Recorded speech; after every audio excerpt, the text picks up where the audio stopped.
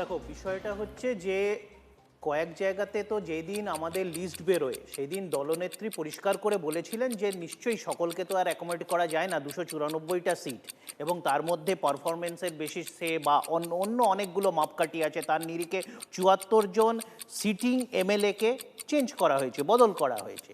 তো এই সাহসটা সচরাচর কোনো রাজনৈতিক দল, বিশেষ করে ক্ষমতাসীন দল, তো কখনোই দেখাতে পারে না। তো তৃণমূল ব্যতিক্রমী, তাই তৃণমূল দেখিয়েছে।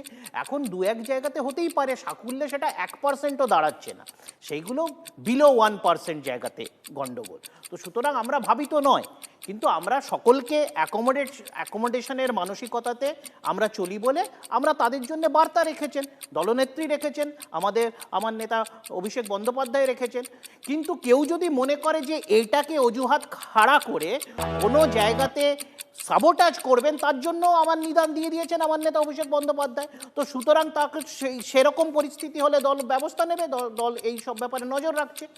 সাকুল্যে আমি আবার বলছি, 1%ও নয়। তৃণমূল যে বৃহৎ সংগঠন, তৃণমূলে যত মানুষ, এবং কোথাও তৃণমূলের প্রার্থীর সাথে কোনো বহিরাগত কর্মী, কোনো বাইরের কেন্দ্রের কর্মী, কোনো বাইরের প্রদেশের কর্মীকে নিয়ে যেতে হচ্ছে না।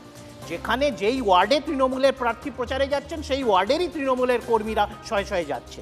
সুতরাং যাদের করুণ চিত্র, যাদের দলীয় কোন্দল 50%, 60%তে চলে যাচ্ছে, তাদের ভাবনায় আমাদের ক্ষেত্রে আমরা যতটা আছে 1%-এর কম, সেটা হবেই এত বড় দলে, আর যতটাও আছে সেটা আমরা মেকআপ